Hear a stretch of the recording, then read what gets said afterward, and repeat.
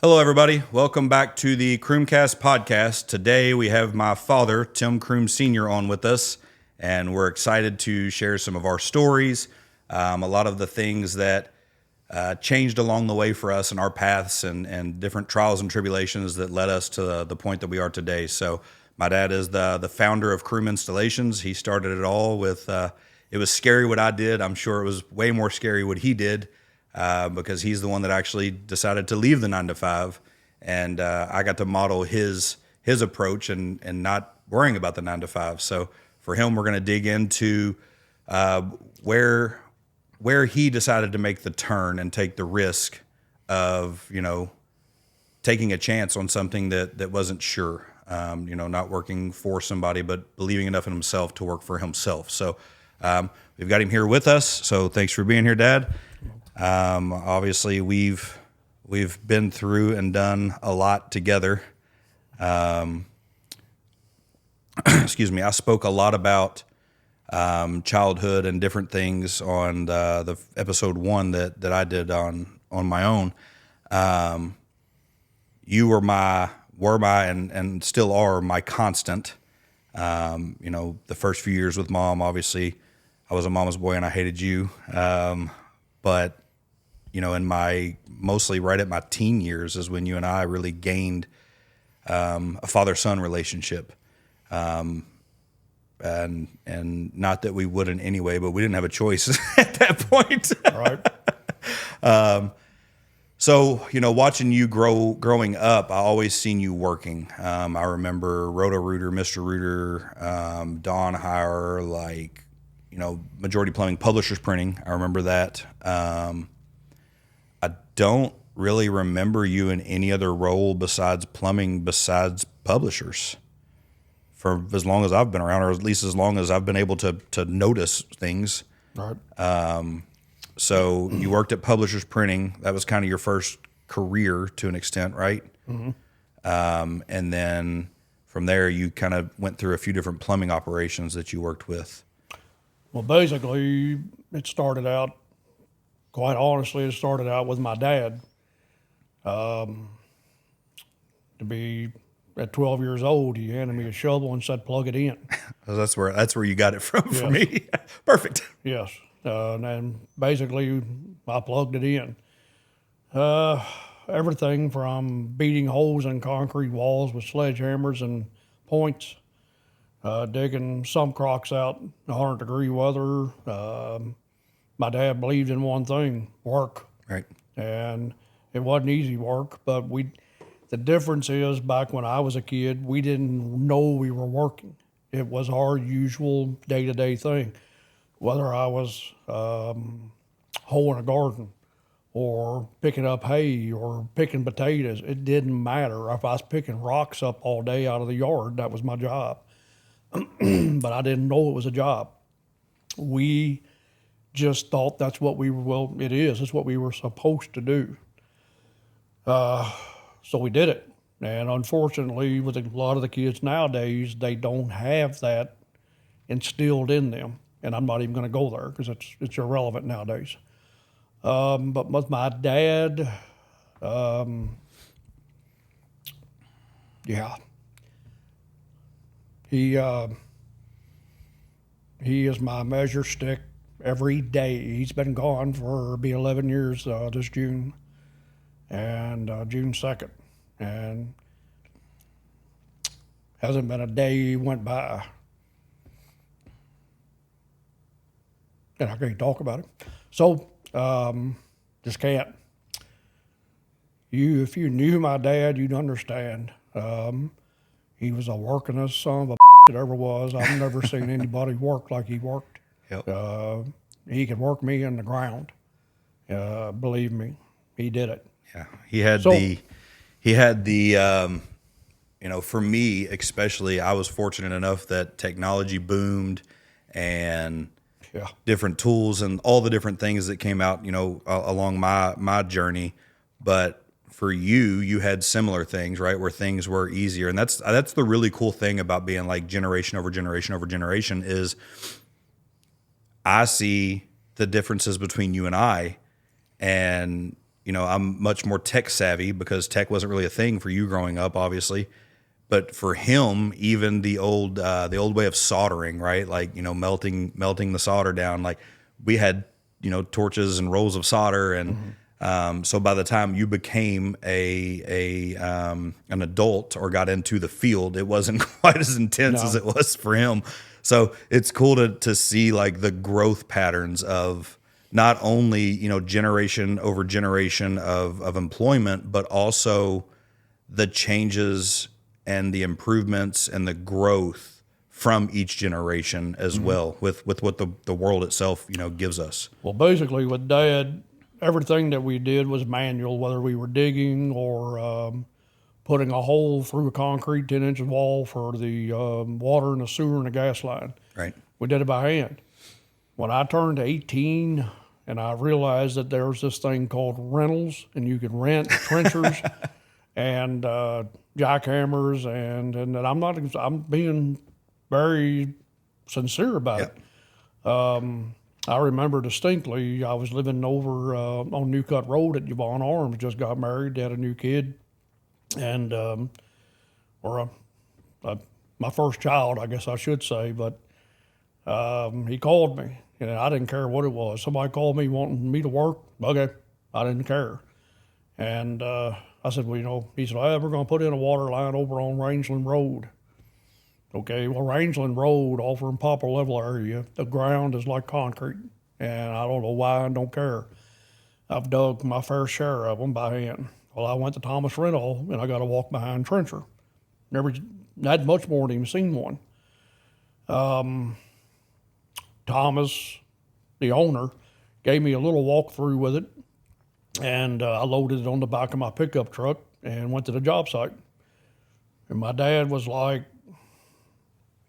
what's that? He knew what it was. Well, the skinny of it is, the quick of it is, I said, I'm done. I'm not digging no more. I was 19, and from like 12 to 19, I'm telling you, we dug a lot. And here's the part that really got me. He knew how to run it. He just wasn't going to pay for it. Nope. And I even said it was $40 for a half a day. In like 30 minutes, he had this 40-foot ditch dug. Yeah. So let me ask you this. How much were you for a half a day or a whole day? I got to eat. So for him, it was $40 or free. That's right. And I even, you got a rotary hammer. Unheard of. Now if you don't know what you're doing, it'll make you its child. I said, how come we never used any of this? My brother Steve was sitting there, and he said, had y'all drop us off. Here's what you're doing. He'd go on calls all day and come back. Usually bring me a Diet Mountain Dew instead of a Mountain Dew, and some god-awful sandwich, and then leave, and then come back that evening, pick us up. We were done. But on the same token, I am blessed that he did it. Right.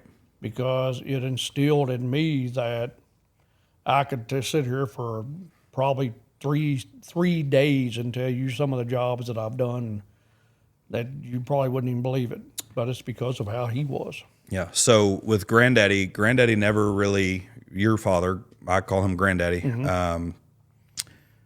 he never really worked on his own per se, right? Like he did odd and end jobs, but he didn't have like a business. He did have a business. Oh, yeah. Okay, so I knew that he did service work for a lot of. We've actually got one of his last ones on the wall that you gave me up at the office. Yeah, Crume Repair. That was, but he had, I would say probably from 82 until the mid 90s. He did a lot of builders. We did new work like crazy. Okay. Even before we still had new work that we did, but that's when he went out on his own.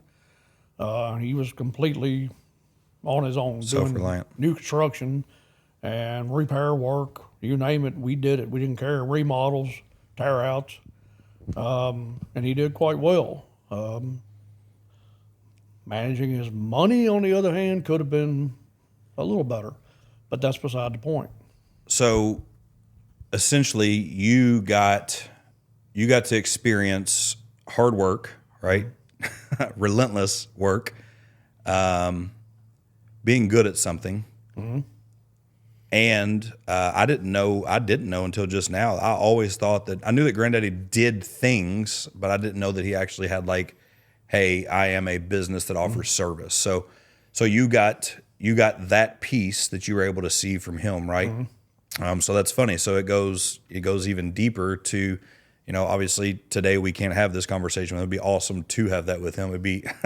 It would be one hell of an episode if we had him on here. If my dad was here, I would probably just be quiet. I would laugh a lot because it would be amazing. But I wonder where he got that peak from. But so for you got to see that, you got to grow up with that. And then all the way up through the 80s, probably the end of 80s, early 90s is when you kind of went through your stint of working for publishers and different plumbing outfits.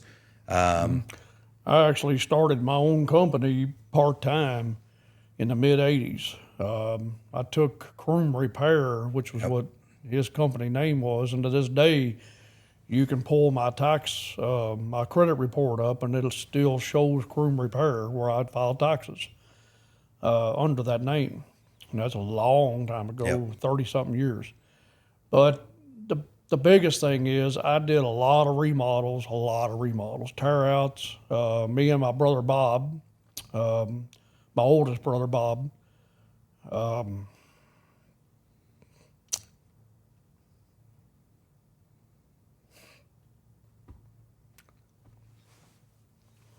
he's been gone, be a year this July 5th.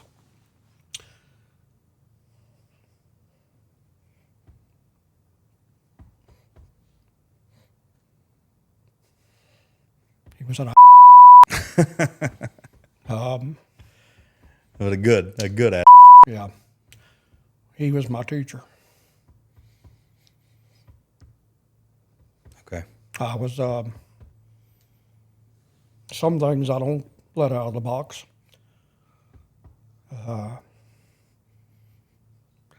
My brother Bob was probably the best there was at the trade.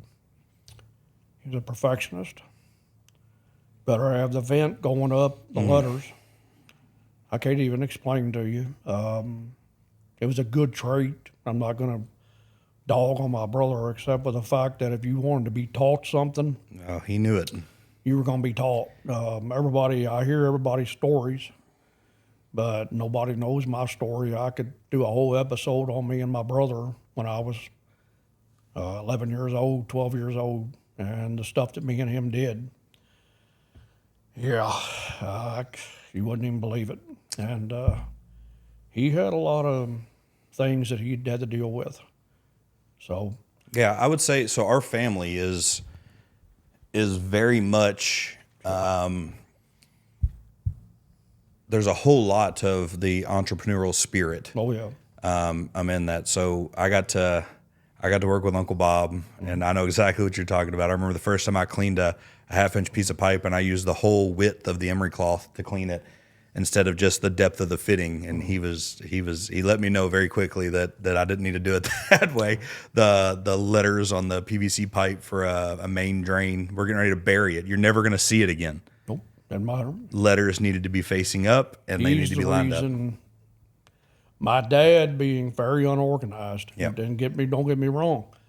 The back of his pickup truck could be piled up, literally running over, and he could tell you where a ground joint fitting is, which is a fitting that goes on a supply line, as big as your thumb, and he could tell you exactly where it was at. Yep. But when I got a certain age, and my brother was probably worse than me. Yeah, he was worse than me. His truck had to be Labeled. minute. Literally, he had labels. Yes. And when he got done setting up his truck, it looked like Lowe's. Yep. And to this day, I'm still that way. Unfortunately, you picked up after my dad. I'm a little better. I just Yeah. organized the little van I used Well, around the here. fact is, though, in your mess that you would make that would drive my OCD out of my mind, I would just walk away because I knew I wasn't going to win. But once you brought it all together, it's almost kind of like you do business.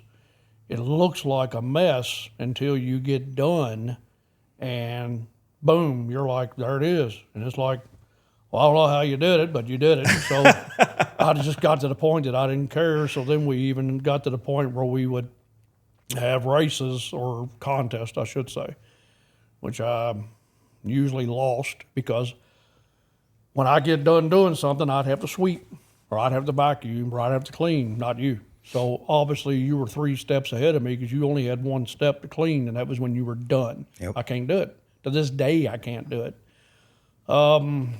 Moving on, I went to publish for 6 years. It was great. Not really. I did Jefferson Mall. Sears was my biggest deal, and that was probably started in 92. And I did it part-time. I've always had my own company since probably 85, but I always did it part-time.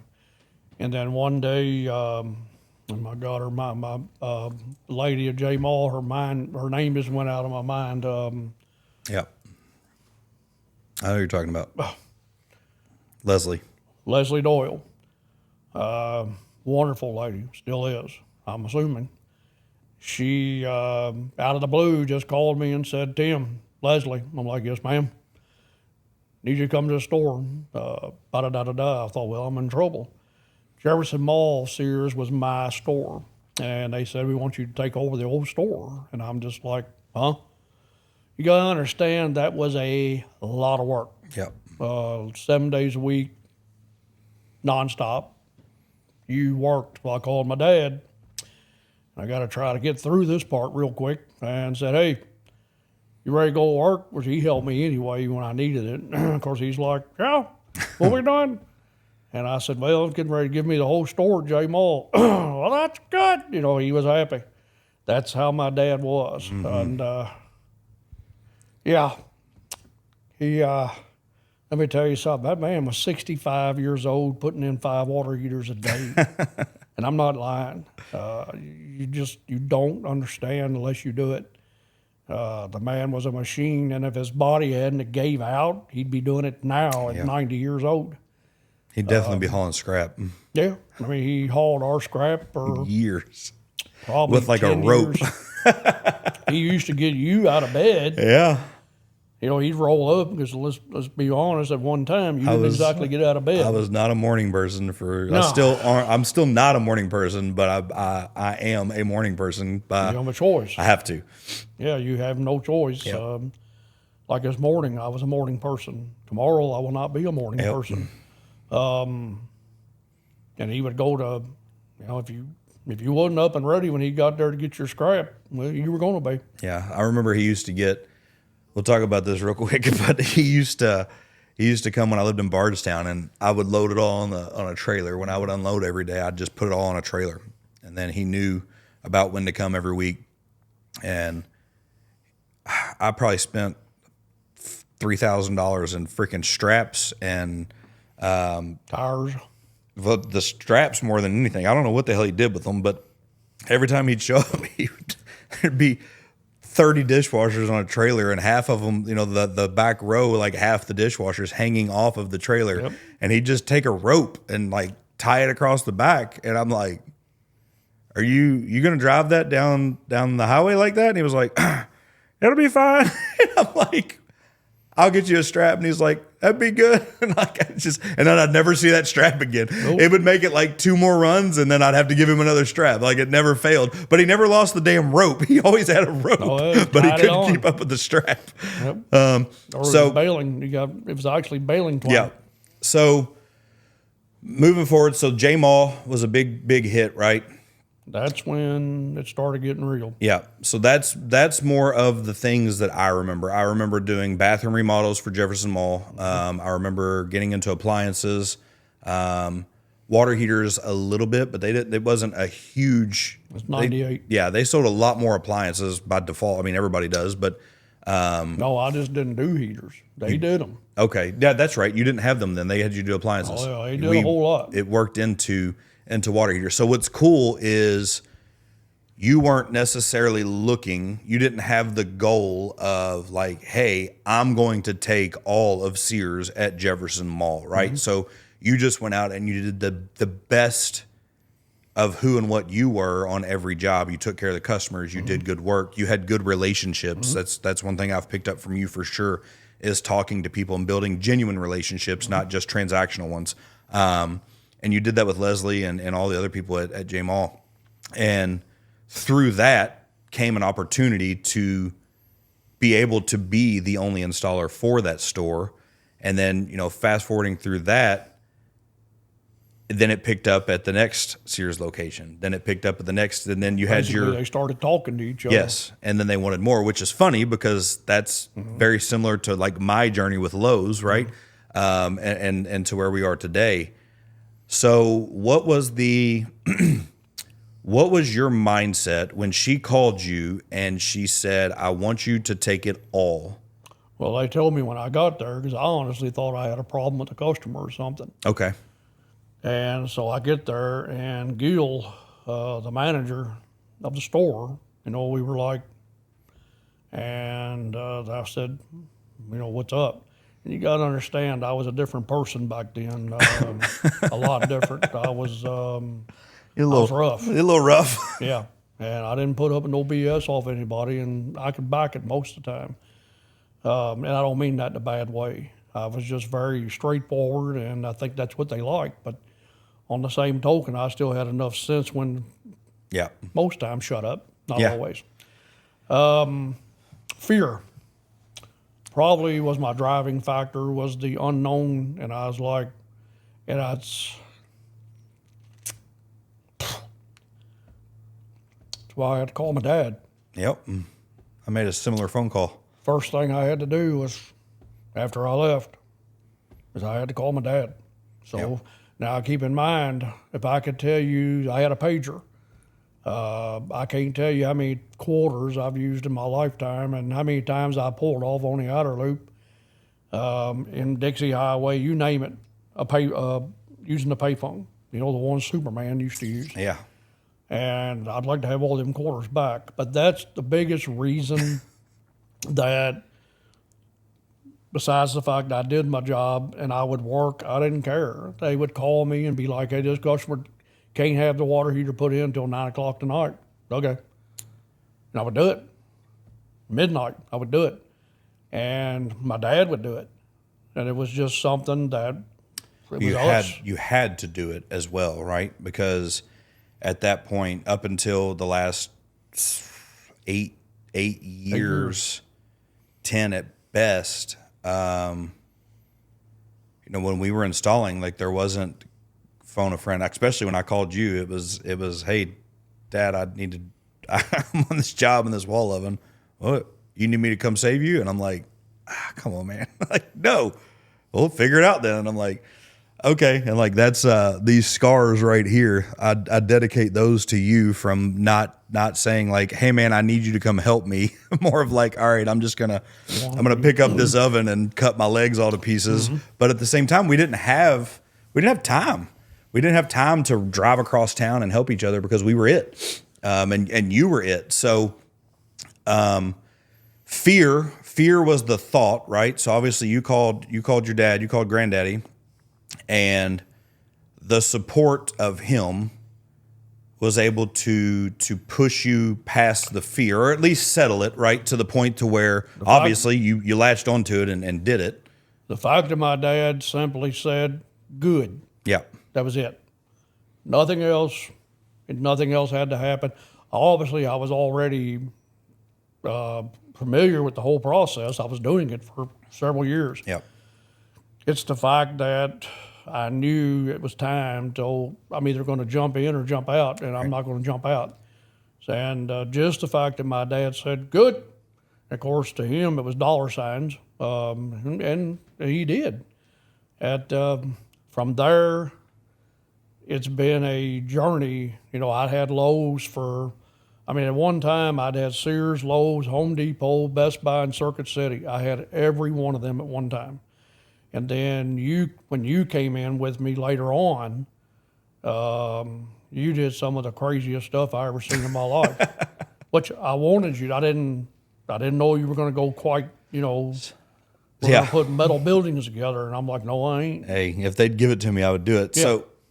So hearing what you just said, it's funny because I call you. You actually made a comment the other day with the winery that we're purchasing, and the name and the logo and the stuff. And I sent it out in our family chat, and you made a comment that, hey, he doesn't need feedback. He doesn't need you to. He's already made up his mind. Mm-hmm.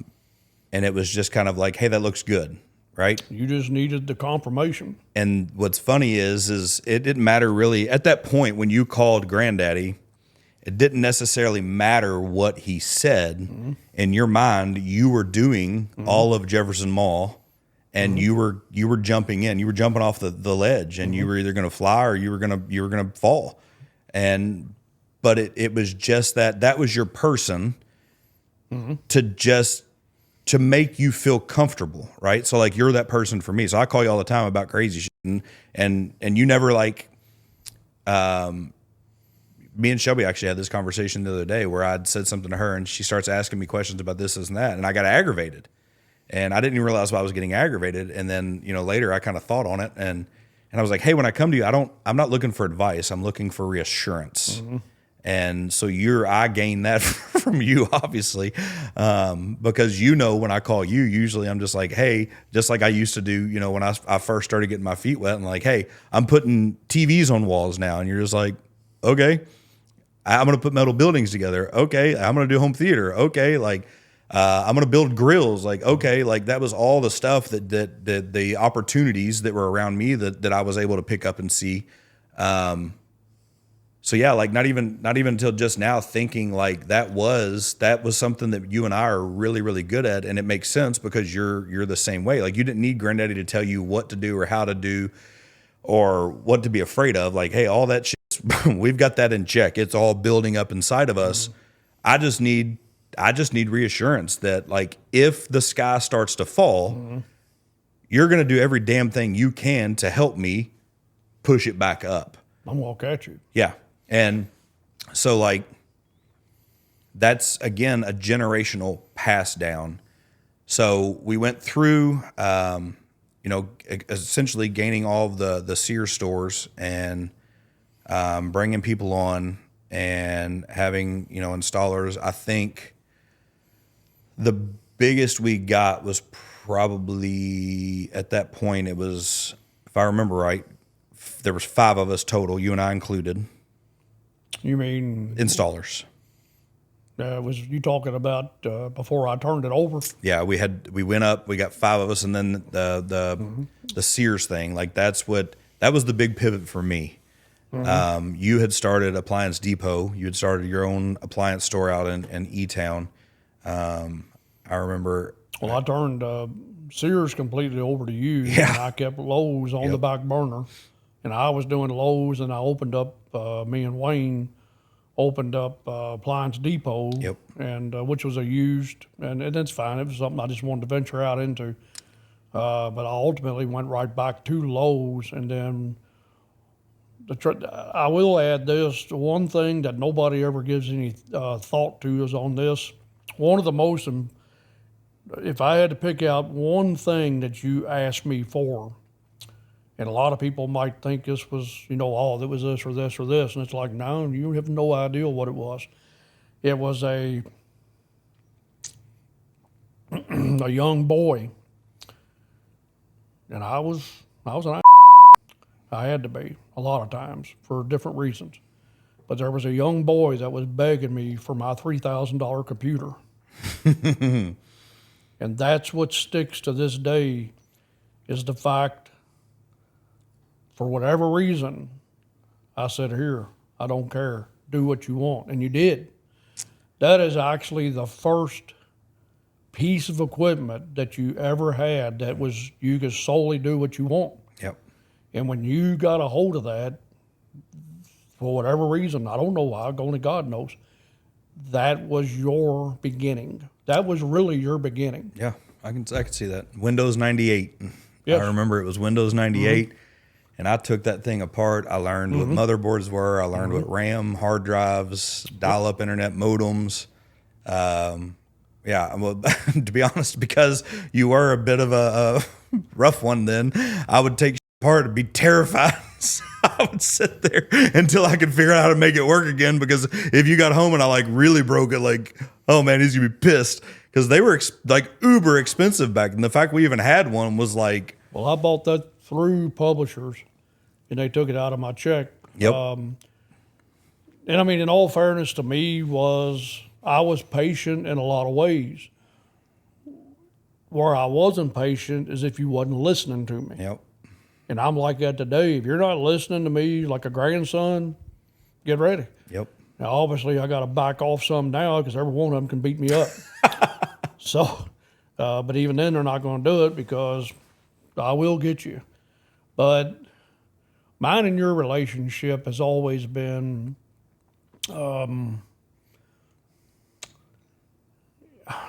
you've always had this contest with me, and you've won.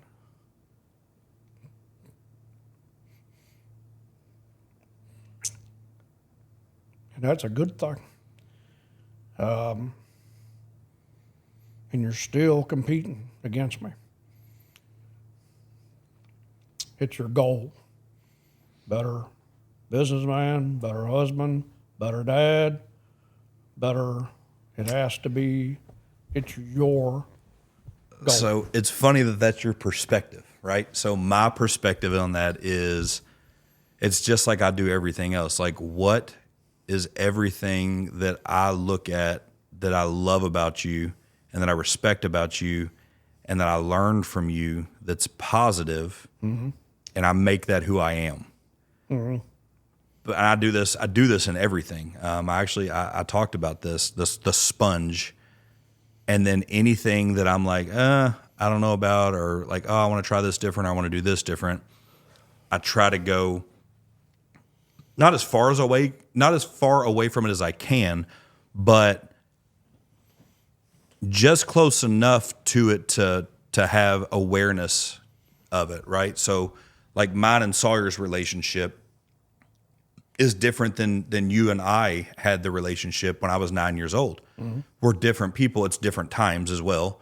I've got a different marriage. There's a million things that we can talk about that's different. Yeah. So, but also I got to live through a different scenario than him, right? No different than you going and renting a trenching machine versus hand digging.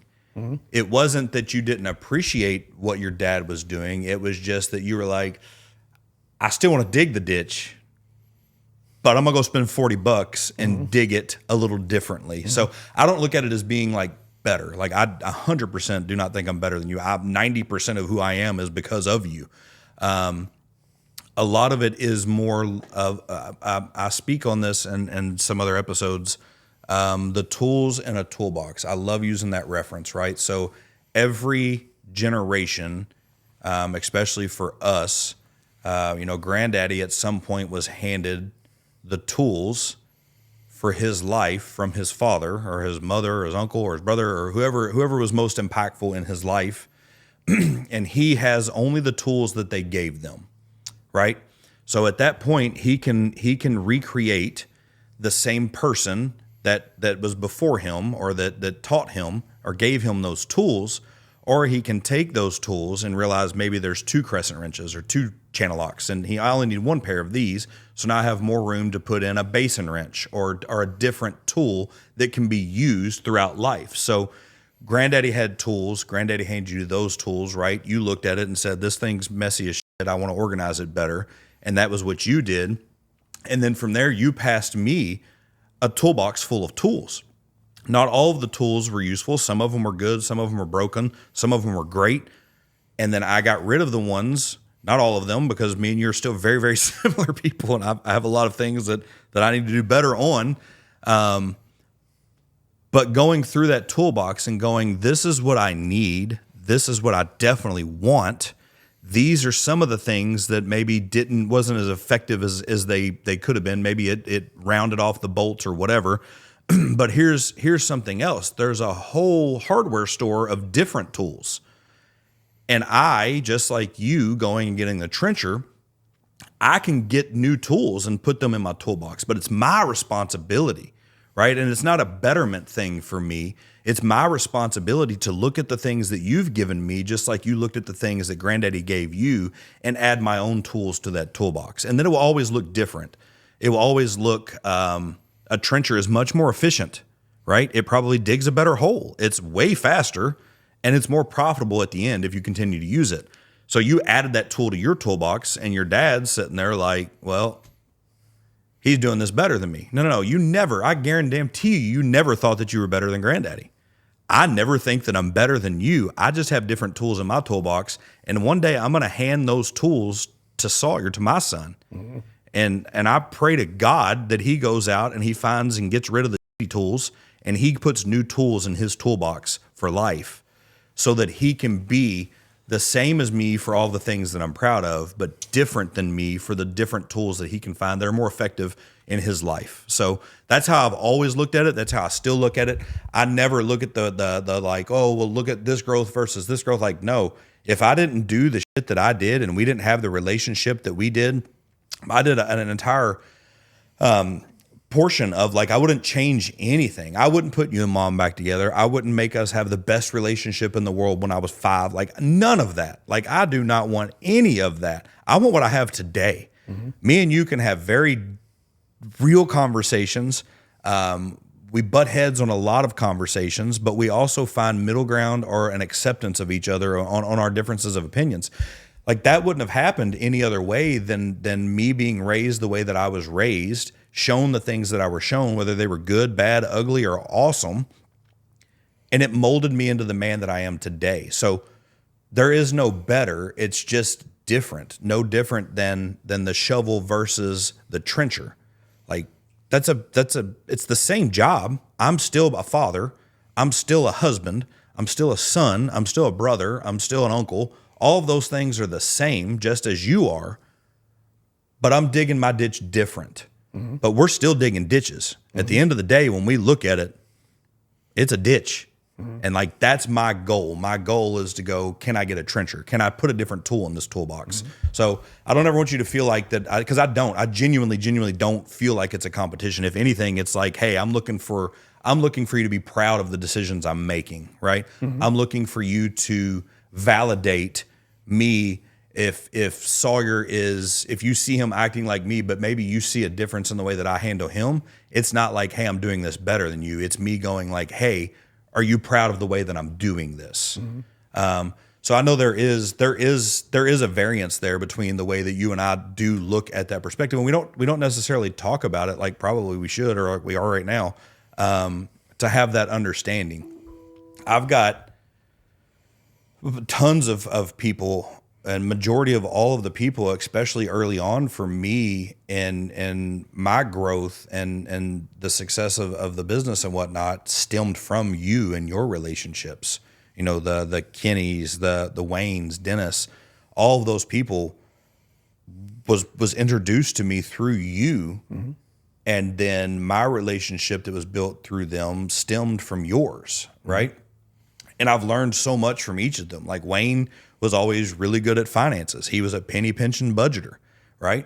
You were a little more loose. So I'm trying to find that middle road of like, I want to be loose. Like, I want to go buy shit. I want to do shit. I want to enjoy things. I want to experience things. I don't want to sit on a bunch of money. And you've done a really good job of teaching me like, hey, you're going to die. Do you want to, like, no one's ever put the last, shovel of dirt on the casket and been like, he's got $10 million in the bank. Like, cause now he doesn't. But at the same time, learning from other people, Dennis, one of the stories that I remember that sticks out to me largely with him is we were doing a job and there was a 5-gallon bucket of paint, a brand new build he was doing the trim on. And I was working with him, and man, I was young. And he said something to me about not knocking over this bucket of paint. And sure as shit, I knocked over the entire bucket of paint on this brand new freaking garage floor. And I was expecting like him to be pissed, but he's lower. His temperament's much lower than you and I's, mm-hmm. right? Like I would have probably, like if Sawyer did it, I would do the exact same thing that you would have done if I did it with you. I'd have been like, well, I just fucking told you, like it's an instant reaction. It's just who we are. But with him, he was just like, oh, no, like, you know, and it was like, I'm just sitting there like, well, are you not pissed off right now? Like, what is going on? So like, even when I get triggered in those moments now, it's the different tool that I picked up from him, right? Mm-hmm. So like, I'm you 1,000,000% where I'm just like, boy, I just told you not to knock over the 5-gallon bucket. Like, what are you doing? But then like, after I do that for a minute, I'm like, like, you got to have a little bit of, like, chill out. And like you're a bazillion times better, obviously now, and even for a long ass time, versus, you know, when I was small. But that was you adding tools to your toolbox, right? Like that was you going like, granddaddy would lose his shit. He was an awesome dude, but he would lose his shit. And that was the tools you were handed. So inadvertently, like you're going to lose your shit. But then at some point along our journey and our relationship and your life, you added the tools of more patience to your toolbox. Mm-hmm. So like you handed me those tools where you were adding it as well, right? So I still have the like, I'm about to be upset, but I can still reach in there and pull out that like, all right, so maybe my trigger, I get triggered, but then I can recover faster. Mm-hmm. Whereas you got triggered and you recover faster than granddaddy. So for me, like that's how you know you did good. Like that's the measure of fatherhood is if I have the same triggers you, but I can recover faster, it doesn't make me better. It means that you did a good job. Well, it's ironic because if you give this some thought, as you've seen your granddaddy, in other words, quickly, my dad, when he was triggered, he would literally throw channel locks at you across the room. Yeah. And you better be ready. And that was just the way it was. And did you get hit sometimes? Yeah, you did. Or I seen him pick up a probably 4 or 5 foot piece of 2-inch PVC. And we had a green van at the time. And I, to this day, don't know what happened. It wasn't anything to do with me, thank God. And the van couldn't talk, but something pissed him off. And he went out with that PVC pipe, and he beat the hell out of that van for like a good 5 solid minutes. I mean, just walking around it, hitting it. Yeah. And I stood in the kitchen. It was a brand new house. It was in new construction, and I just watched. But here's the key. As my dad got older, you watched him tone down. Yep. That's because the pressures of his life went down. As the pressure goes up, and I can tell you there's times in my life that I can't even explain the pressure, but I didn't know it was pressure. I was just, it was my job. Yeah. Kids. You know, I was 22 years old and had 3 kids. It was like, hey, I don't have time for no nonsense here. I got to go. I got to get done. I didn't have food stamps to, we did, but I was like, we ain't done it. I didn't do Section 8. I didn't, and I'm not putting anybody down. Hey, if that's your thing, go for it. I couldn't do it, and to this day, I won't do it. That was just me. And now I see how I am with my grandsons. My oldest grandson, he'd be dead. Yeah. And I don't mean that I'm being a very serious way. If I was 30 years old, I would have beat him half to death. And the other grandsons with them. Yeah. And quite honestly, at 30 years old, I could have done it. Yeah. And I would have done it.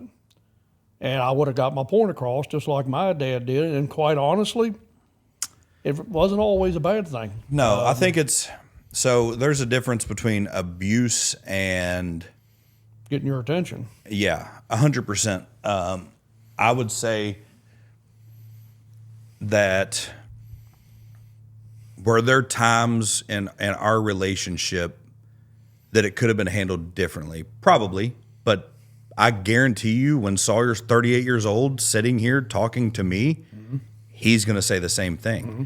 Now, whether that level has changed or it's the same or whatever, like you're always supposed to look at your parents as the bar and then see everything they did that was right and replicate that, right? I talk about grandma and granddaddy. I'm not going to lie to you. I used my parents a lot Yep. for what they didn't do right. Correct. But that you're supposed to learn from your parents' mistakes, right? Like that's the big thing, right? So like we all have them. Like you have a million mistakes, as do I. Hope to God that Kinsley, Sadie, and Sawyer are looking at those and going, cool, I'm not going to do that, right?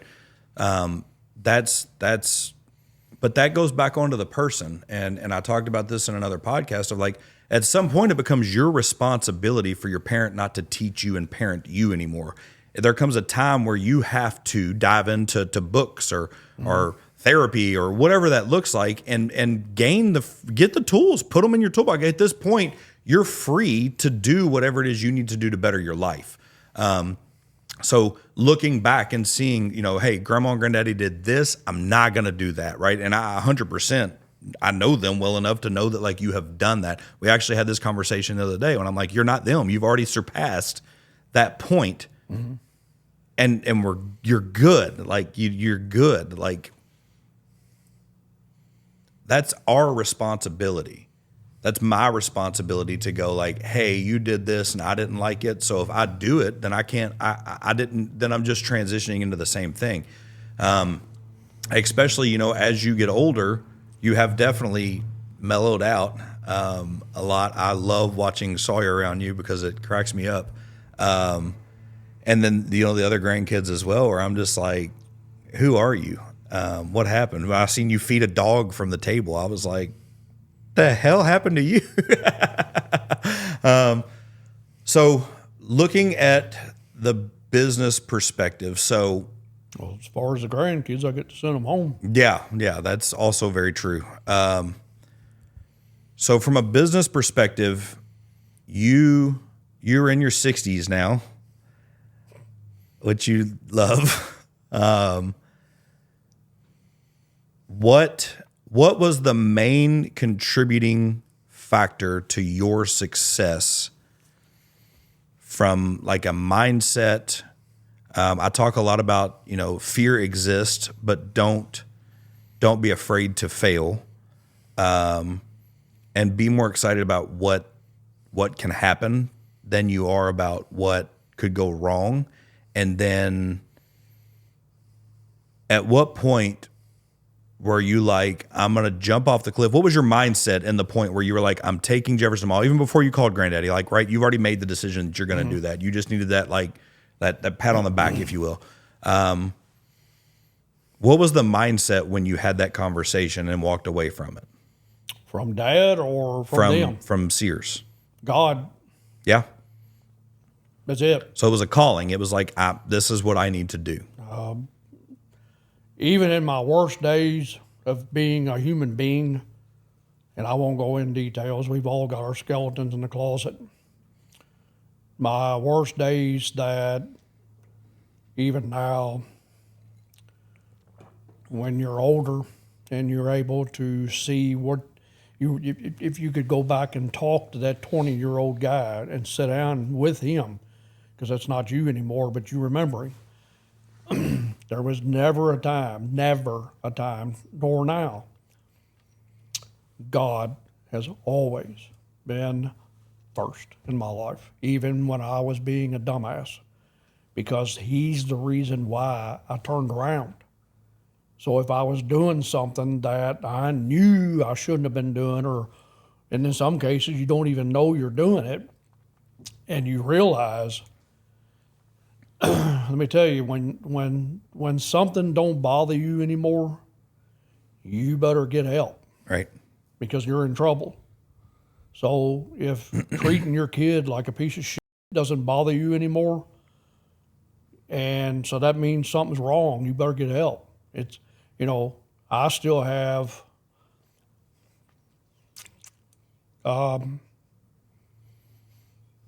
my regrets. But see, you can't change regrets. But I left that guy at Texas in the water.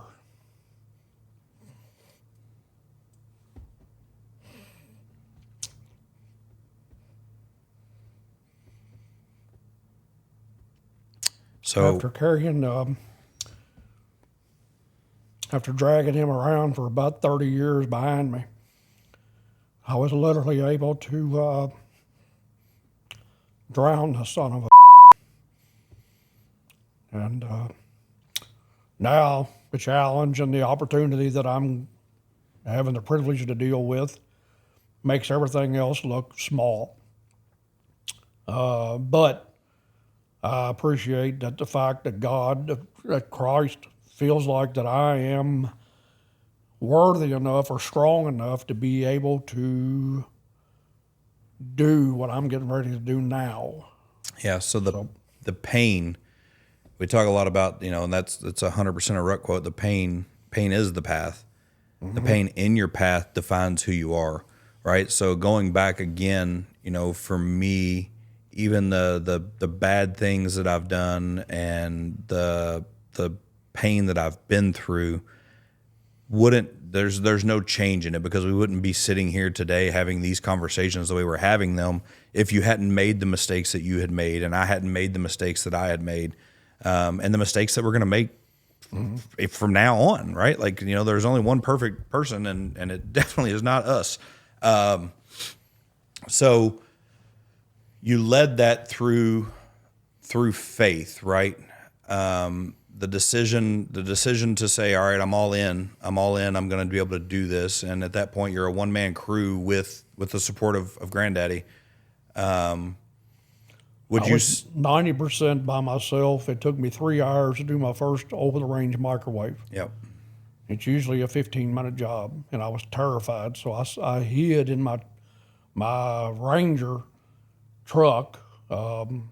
I literally hid in it where nobody could tell that I was in there reading the manual because I was terrified, because I'd never even heard of what an OTR was, let alone put.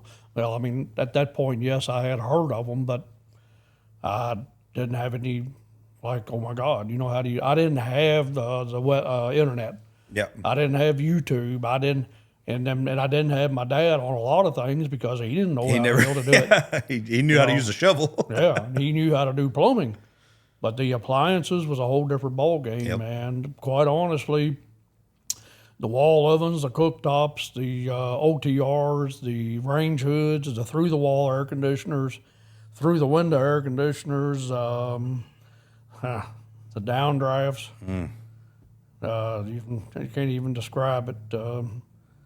I mean, taking down a 22,000 BTU air conditioner 6 feet off the floor by yourself, that's been there for 25 years. That's where God was there, because I shouldn't have been able to do it. Right. There's no way that I should have been able to take an 80-gallon water heater out of a basement a third full of water. Yep.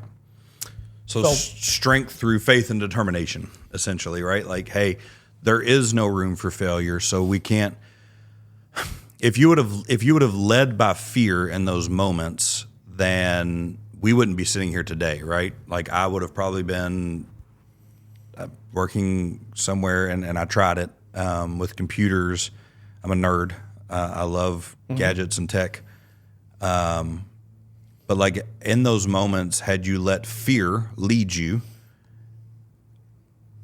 you would have went to work for somebody. You would have said, hey, this isn't for me. And you would have ended up probably working for someone or doing a different venture. And who knows, like, it could have been, you maybe get into building skyscrapers. Like, who knows what would have happened if things would have been different. But what we do know is what happened because of the choice that you made in those moments. So the fear was there. And I talk a lot about this, and this is something I really want to get out to everybody, is fear is real, but being led by fear, there's a giant difference between those two things, right? If you're not afraid in some manner, there's something wrong. But if you let it lead you, you'll never be able to take that full leap of faith and take a step in a direction that could change the projection of your life, right? Like, you've been through that. I've been through that. A lot of the people that work with us have done that, especially early on. The bottom line is fear is courage. Failure is success. If you don't have fear, you'll never have courage. If you don't have failure, you don't know what success is. Correct. It doesn't exist. One can't live without the other. Right. So that's part of it. Yep. So If you sit on the couch and watch the same TV show every day and get up, go to bed, get up, go to work, come back and sit in that same couch, 20 years later, you're going to be sitting at that couch, only you're going to be a lot fatter. You're going to probably be poor. And so because that person don't have courage or fear, he has nothing. When with me, I remember, and I see videos now, and I see, and I'm not going to lie to you, I'm vain as hell now because I seen how I look back when I was in my 20s and 30s. I look like something that crawled out from under a rock, but my kids were going to be dressed. They were going to have nice stuff. And that's the one thing I can give my first wife to is, you know, my kids didn't go without. yep. And by hell, I would go, you know, me and Dennis McCauley both would wrap goddamn duct tape around our work boots to get as much as we can out of them. And so that's just what you did. Right. So it's called sacrifice. You can have fear, courage, and everything else, but if you don't have sacrifice, you ain't gonna make it. Yeah, it all comes with some sort of sacrifice. I spoke about that as well, the sacrifice, and in family. Like, so again, one of the things that I do think that I've learned from you, and I have changed, because in the beginning I sacrificed my family. I sacrificed my family for work, and I sacrificed my family, and I would tell myself, this is for them, this is for them, this is for them. But a lot of times that can lead you astray. So, you know, for me, with, again, the different tools and the resources that are available today versus, you know, when you were my age, I was able to see, man, I'm f***ing this up. I'm messing up right now because I'm telling myself I'm doing this for them, but when I go home, things aren't okay. And by the grace of God and everything else, I was able to make a pivot. It was right time, right place. It's my whole life, like right time, right place. Everything worked like it was supposed to work. So it comes with sacrifice, but at the same time, you're still responsible for how much you sacrifice. Would you agree with that? So I know just with you and I's relationship, there's a lot of sacrifices that you regret. That if you could have changed it, and again, I wouldn't ask you to go back and change anything because it's what made us where we are today. But if you could change certain aspects of the sacrifices that you were making, I think everyone's answer to that would be like, yeah, I would do it differently, or I would change it, or whatever, right? Same with me. And again, I think that's that knee-jerk reaction of like seeing that, right? So like I was able to see some of the sacrifices, a lot of the sacrifices that you made throughout my life. But then I was able to go, crap, man, like I've seen this, I've been here. And again, with the tools that were available to me that just, they weren't available to you. The internet wasn't available to you. The thought of therapy, or, you know, it used to be, I talked to a lot of people about how, man, how crazy is it, the generations of like grandma and granddaddy, like your mom and dad, they just existed together no matter what, right? Your generation was, it doesn't leave this house. Your problems are your problems. You don't talk about them. You don't do, you know what I mean? Like you solve it in the house. Like nobody needs to know, nobody this, nobody that. My generation is much more like, hey, let's talk to other people about this. And you're way, but like you're totally different now to where me and you talk and we do have those like intimate emotional conversations. That when you were my age, there was not a shot in hell you were having with people, just because that's how life was. Like if you and your wife had something going on, it was between you and your wife, right? Unfortunately, that did lead to a lot of like, I don't know for sure, but I know with just the people that I know versus your generation of the people that we know, the divorce rate from just our surroundings was quite a bit higher in your generation. Grandma and granddaddy, their generations stuck together and just died. Like it is what it is. Your generation was just like, we're keeping it in the house. We're going to butt heads. We're going to fight. We're going to go through all this stuff. And then it led to a lot of divorces. A lot of my friends' parents are divorced growing up. Like it was not abnormal at all for your parents to be divorced. Whereas when you were younger, if somebody's parents were divorced, it was an abnormal thing, right? So my generation's more like, I'm getting groups of people together, or I'm going to these courses, or I'm doing this different stuff. And like, I'm going to talk about the stuff that's going on in my marriage. Cause like, I don't know what to do right now. Like, I'm losing my damn mind. And Shelby's this, she's losing probably her way more than me. Like, she's losing her mind because of me. Like, I want that community. I want the friend group that can go like, man, we're struggling with this, or we're struggling with that. Because even if it's not fixed, knowing that it's not a singular problem in your marriage lets you know that there is hope, right?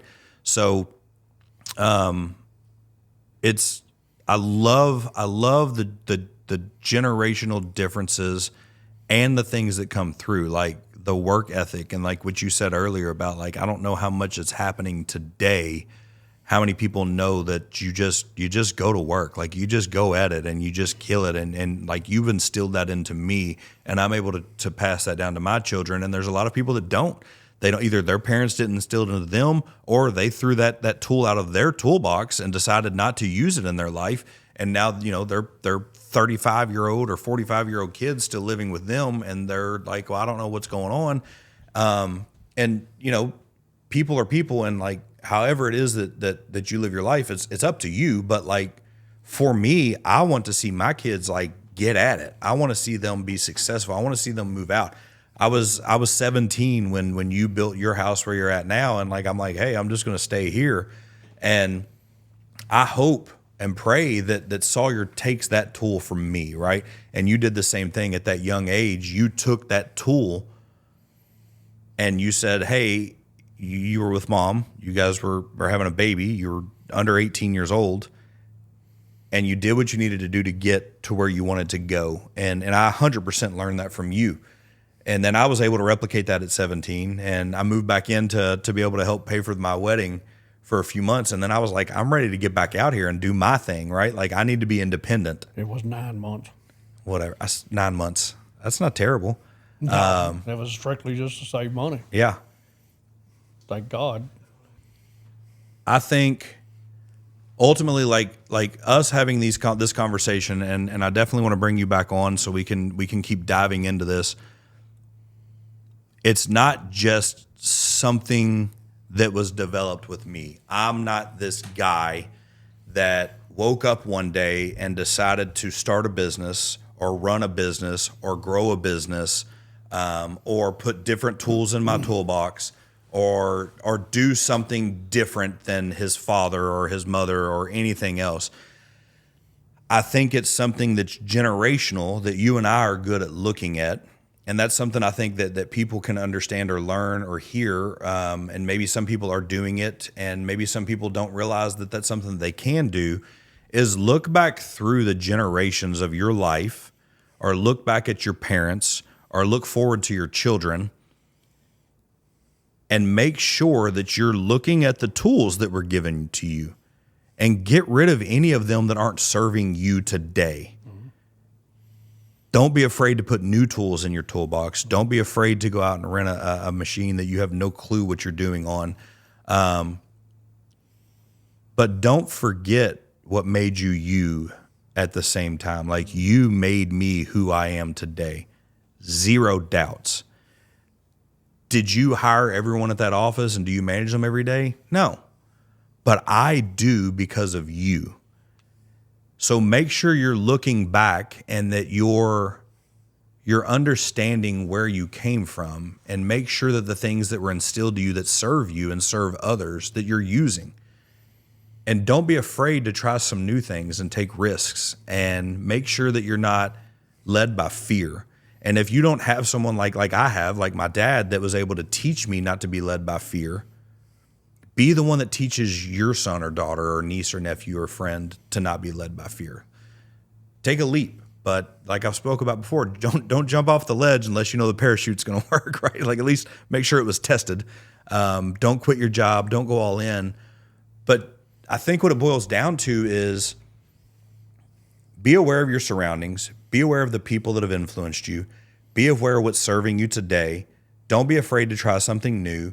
don't be afraid to add some different tools to your toolbox. And it may be that you put one in and it didn't work, right? Like, for me, expanding and growing and flying and all of that stuff, that was tools I threw in there. And then I was like, crap, these are my marriage and my family are missing me. I had to get rid of those tools and find different ones, right? Travel this way, travel that way, put those in there and like, okay, these are serving me better. It's okay to swap that stuff out. It's okay to take a drill that the battery dies after half of a day and put a freaking new battery in it that lasts you all day. I think that's the message, and like that's what I'm hearing, and through our conversations and like your life and granddaddy's life and the over and over generations is in marriage, in business, in relationships, in parenting.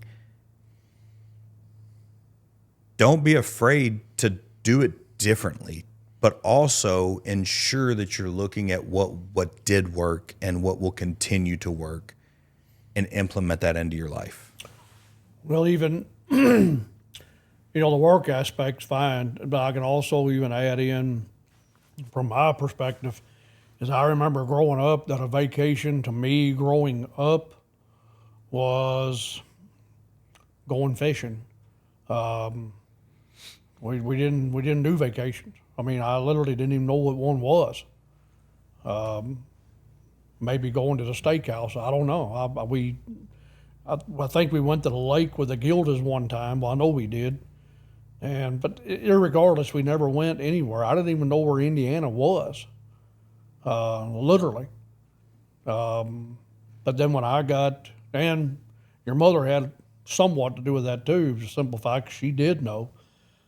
We did go to Myrtle Beach. We did go to Florida, which obviously having a sister there helped. Right. But still, I went. My dad, no. Yeah. My dad didn't see the ocean until he was probably 50. I'm going to guess 40 or 50. My sister would know. It was me. I'd love to have been there because the waves hit him, and there goes the shorts. So there he stood and stark naked. And it was hilarious, but we didn't have iPhones then, thank God. Yeah. I can only imagine my dad with an iPhone. Yeah. Or people around him with an iPhone would even probably be worse. But the things that, Chrissy, my oldest daughter, some of the times that I want to go, hey, you're being kind of irresponsible here or irresponsible there. But then the same token, Yogi Land, But then again, it's like, hey, at the end of the day, 20 years from now, they're not going to remember that, hey, my mom worked 80 hours that week. No, they're literally not going to care, but they are going to remember the quality of time. Yeah, that my mom took the money that she shouldn't have took, in my opinion, at the time. Yep. But now, hey, she did it. So, I mean, I would save all year, and Dennis did the same thing. He was actually better at it than I was, because I think Barbara was probably a little more strict than her cousin. But they would literally, that was very important to them to have that goal. They usually go a couple times a year. I literally have a phone barking in my ear right now, literally in my hearing aids. So it ain't just the work. No. It's don't leave behind. And could I have done better? I mean, can't we all? Yep. I mean, I could have done 3 times better, and I'd still sit here and say, could I have done better? Yeah. But did I do better than my mom and dad? Well, it depends. My childhood was phenomenal. Sitting out in the front yard with my dad at 15, smoking a cigarette and drinking a beer. I didn't need no ocean. Yep. That's good times. And a lot of people might be like, oh, it's horrible. Well, go screw yourself.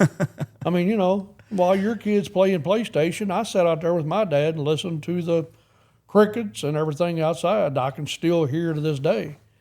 So I wouldn't say it's different. It's not better. It's different. And what you did with us was different, and what we do with our children is different. And to your point with, Christine, their kids are going to be able to grow up and they're going to be able to say, man, I remember doing this. And maybe it is that it puts financial strains so that they are now able to go, I still want to have that, but I want to do it differently. So that financial, if it's a financial restraint, if it's like, man, like we're going to do this, but it's going to stretch us, or I've got to work extra hours or whatever, it's going to allow them to still set that as the goal. I want that experience, but I want to do it differently, right? That's, again, we're going to go back to the tools in the toolbox. That's where Chrissy's actually doing them a favor inadvertently, is for them to be able to look and go, hey, it was great that we did that, but I want to do it different. I'm not going to do it the way that it's going to be, detrimental, and they may even do it even then. They're still going to do something that's detrimental. Yeah. The biggest thing but is it's their responsibility at that point. It's their responsibility to go, this served me, what serves me now. And again, that's the progression, right? And again, my kids are going to do the same thing. They may say, hey, Dad did this and it was stupid and we're not going to, or Dad did this and I want to keep doing that, but I want to do it a different way. And like, I hope that they do. So that's growth. That's generational growth. And that's what you want to see. And like, you've led that for us. So any of the things that you see that you're like, that's cool, but you're stupid, it's still your fault, but in a good way. So that's awesome. I love this. We're definitely going to do it again. We'll keep diving into, our stories and the different, levels of the business. The next time we sit down, I want to go over like the transition from father to son, and then kind of where it goes from there. That'll be a good one. But I love you very, very much. I appreciate you, and we'll do this again soon. Okay. All right. Love you. Love you. Thank you for tuning in to the CrumeCast podcast. We're excited to continue to share our story with you. Our new guests that are coming on have a lot more to tell. You've got a lot more to learn, so we really hope that you keep tuning in, and we will see you next time. Have a blessed day.